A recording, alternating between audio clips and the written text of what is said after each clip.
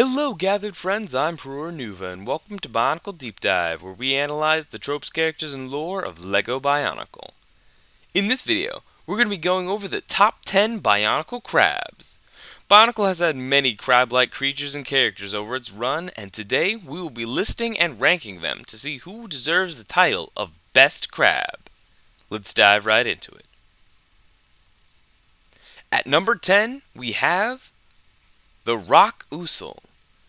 This tough and aggressive subspecies of the normally friendly usul crab was native to the southern continent and Voyanui, with its primary appearances being in the non-canon Voyanui online game. I gotta be real, I did not like these things. They were tough as hell and a really tedious enemy to fight in the game, since it was like their shells were impervious to almost all types of damage, making the fights last forever. There was this one mission where you had to clear out like a dozen of those things, and to be honest, I had several playthroughs of Vinog end there just because I got fed up and decided to do other things. Honestly, the only points I give it are for its shape, making it a literal horseshoe crab. Like, I do appreciate a good visual pun. At number 9, we have the mutated usul from the archives. This colossal crab monster was hidden deep within the sublevels of the archives, as it was resistant to the stasis cells. It only appeared once in story. While the Tohometsu were searching for the Great Discs, Nuju and Whenua stumbled upon its cell. It grabbed them both in one claw, but Whenua managed to use his knowledge of the beast to escape. He knew that the creature had poor eyesight and navigated by hearing, so by activating his drills to maximum speed, he created enough noise to force it to let them go. Its origins were unknown, but it was believed by the archivists to be an ancient hybrid of the normal usul crab and a larger species. I personally have a theory that, since usul crabs are shown to grow larger with age, this may in fact be the most ancient living member of the usul species. At number 8, we have the Keras. The Keras were a semi-aquatic species that were surprisingly tameable, very territorial, and were used multiple times in armies. The Keras have two main appearances in the story, first in the Borak arc, and later on in the Mari Nui arc. In the Borak arc, Keras were a species of Rahi that thrived in Ga-Wahi, until the Borak's devastation drove them from their reef homes. With the help of some volunteers from the Onokoro Usuri, the Gamatoran tamed the Keras and used them as mounts in their fight against the Borak. The Keras made great allies in the fight, as they were fiercely defensive of their home and very clever in battle. They became very content to aid the Gamatoran in exchange for shelter and fish. In the Mari Nui arc, the Keras were also found in the deep waters of the pit, and were mutated by the waters into being significantly more aggressive. These Keras made up a large portion of the armies of the Baraki Karapar, who used them to wage war against his enemies, such as when he had them occupy the fields of Airweed in order to force the Matoran of Mari Nui to surrender. These crabs made it onto the list for their surprising relevance in Bionicle battles, though their limited appearances keep them from being any higher. At number 7, we have the Manas. The Manas were the enormous crab-like Rahi that guarded Makuta's lair during the dark times on Matsunui. They were immensely powerful, and also much more intelligent than the average Rahi. Because of this, it was believed that no single Toa could ever hope to defeat them. As it was, the Tohomata had to fuse into the Toa Kaitse to overcome them, and it was still an incredible battle. The Manas were incredibly fierce and territorial, and would even turn on each other if there were no opponents around. The Manas were also found in large numbers in the realm of Karzani, where they acted as the guardians of that wretched place, to keep the Matoran there imprisoned forever. The Manas of Karzani were incredibly loyal to its ruler, and organized into an army that he used to threaten the whole universe at one point. It is believed that Manas were very ancient creatures. There's a theory, both in-universe and supported by a surprising amount of evidence, that the Manas may actually be related to the friendly usul crabs. I personally believe that they may be the final evolution of usul as they continue to grow with age. As sets, they were released as some of the largest and most expensive 2001 Rahi sets, being remote-controlled and able to battle each other with their automatic claws. The Manas were some incredible crab Rahi, and well deserving of a spot on this list. Some of you might be surprised that they're so low down, given how powerful and essential they were to the 2001 story. But I think you'll find that as we go on, the crabs on this list are truly deserving. At number 6, we have the Monaco. The Monaco were an incredibly powerful and fierce breed of Rahi that appeared to be related to the Manas. Set-wise, they were the combiner model of the Manas set, and appeared like two Manas stacked on top of each other with enormous claws. In addition to their immense strength and terrifying level of intelligence, the Monaco could fire powerful explosive blasts from their claws, as the Paraka found out while trying to raid Pterodax's lair.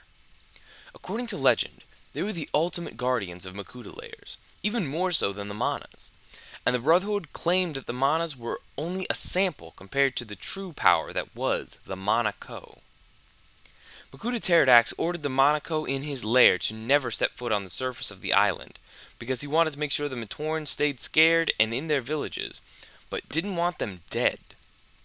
The reality of the Monaco goes even deeper, as the Order of Matanui secretly trained the Monaco to be loyal to them. They acted as both spies for the Order and guardians to prevent dangerous Brotherhood artifacts from falling into the wrong hands. The Order of Matanui intended that once they declared their final battle against the Brotherhood, they would have the Monaco join them and fight the Brotherhood from the inside. While we never saw this happen in story, this may have happened off-screen sometime during the events of Destiny War, though it's a shame that we didn't get to see it. At number 5, we have the Usul crabs. The Usul were an incredibly friendly and loyal species of crab used by Matoran as mounts and pets. Regarded as a Rahi that truly befriended the Matoran, the Usul became a cornerstone of Matoran life both on the city of Metronui and the island of Matanui. They were large enough for a Matoran to ride and strong and fast enough to pull cargo. In this role, they were used heavily in Lei-Metru and Onu-Metru. And on Matanui, they were used in Onu-Koro in both racing and defense, with the Onu Matoran developing an Usul crab cavalry, or Usulry as it was called, to keep themselves safe. This showed that the Usul were not only friendly and useful, but also incredibly brave and loyal. Plus, just look at them. They're so cute. At number 4, we have the Hahnah crab. The Hahnah was a species of deep-sea crab that could be found in the waters around Mari Nui. In story, the primary one that we see is one that befriended Jaller during his adventures as a Toa Mari. Unlike most sea creatures, this crab was drawn to the light and warmth given off by the Toa of Fire, and chose to stick around him. Perhaps it was like one of those deep-sea crabs that survive in the superheated hydrothermal vents in real-world oceans. The Hahnah even defended Jaller and Kongu from an attack by one of the Baraki's vampiric sea squid. Jaller would then famously decide to give the crab his Kordak mini rocket blaster, and the Hahnah would assist him in ambushes like that.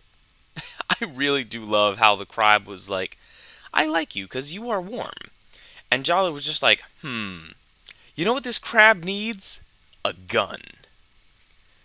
Official sources, including the comics, seem to imply that Jaller eventually took his Kordak blaster back, and also that the Hahnah was left behind when the Toa Mari were teleported back to Metronui. However, I think it would be really funny if the Hahnah just kept the Kordak blaster while in the pit. It won't be fearing any predators anytime soon. I also really enjoy headcanons that Jaller eventually went back and found the Hahnah, and kept it as a pet. Maybe he could introduce it to Pewku, and he and Takanuva could be crab buddies.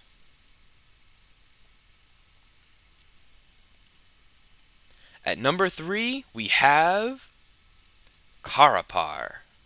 Karapar was a member of the Baraki, a group of warlords from the ancient days of the Matoran history, who ruled most of the known universe as the League of Six Kingdoms.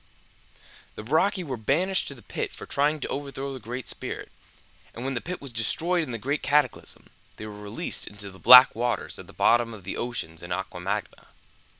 Power from the Matoran universe turned the waters mutagenic, and the Baraki and other surviving prisoners were mutated into water-breathing, beast-like monstrosities. All the Baraki came to resemble sea creatures, and Karapar was turned into a crab-like being with immensely thick armor and terrifying claws. He was the strongest of the Baraki, and his armor was nearly impervious, though it was vulnerable to electrical attacks. As far as his set, he was an excellent depiction of a crabman, and one of my personal favorite designs of the Baraki. He gets even better if you give him symmetrical claws. Like, trust me, if you have the pieces, make your Karapar symmetrical because he becomes so much more threatening. As a character, Karapar was an absolute brute, dealing with his problems with overwhelming force and destruction, both in single combat and with his armies of Karas crabs that he led. He used to be an incredibly sharp tactician, though during their time in the pit, Takadox would often hypnotize him, which over time slowed his mind, though he was still smarter than he looked. His status as a major antagonist, along with his impeccable Crabman design, earned him his spot in the top 3. At number 2, we have Nidiki. Nidiki was the four-legged, crab-like insectoid dark hunter that antagonized the Toa Metru in the final days of Metru Nui. He was cunning, manipulative, ruthless, and shrouded in mystery for most of that arc. Nidiki is genuinely one of the more fascinating and complex side characters in Bionicle, and he definitely deserves his own video or two, so I'm just going to briefly brush over his character here.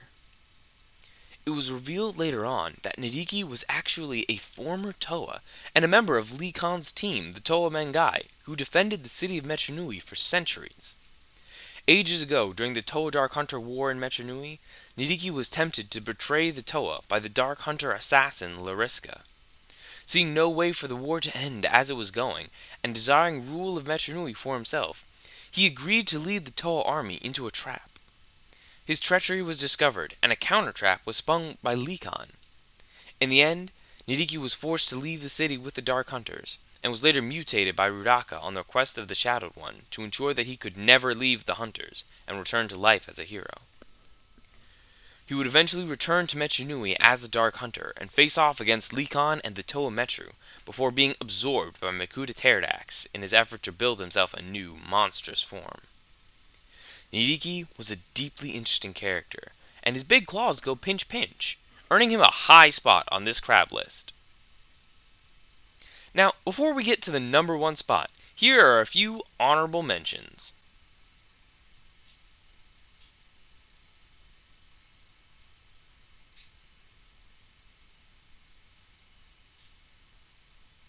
And now, the moment you've been waiting for.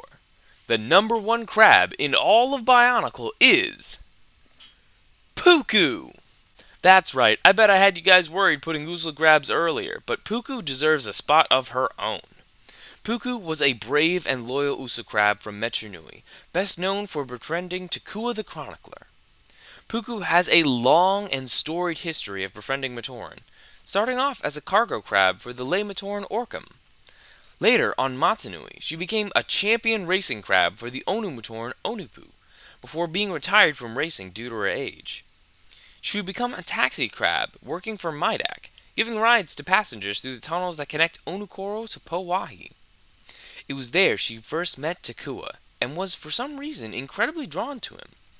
Perhaps he came by more often than others, given how often he wandered the island. When the Onukoro Usari came to defend the Chronicler's company at Kininui, Pewku tagged along to see Takua, and since then they became inseparable friends, with Takua even gifting her a new name on naming day. She was incredibly loyal, and would find Takua wherever he was across the island. Eventually, she grew to a large enough size to carry 2 Matoran, and was an integral part of the search to find the 7th Toa. After Takua became a Toa, he would let his friend Jaller ride her, until Jaller too transformed. Due to her loyalty, friendliness, storied history, and sheer cuteness, Pewku has without a doubt earned the title of Best Crab, and frankly should be in the discussion for the title of Best Girl. But that's my list of the top 10 Bionicle crabs. What did you guys think? Did you enjoy all the wonderful crab characters we got in the series? And how would you personally rank the 2 through 10 spots on your list if you could rearrange them? Not Pewku, though. She is undisputably number 1, and I will fight anyone who disagrees. Anyways, that's all for this video. Leave a like if you enjoyed it, and I'll see you guys soon. Take care, my gathered friends.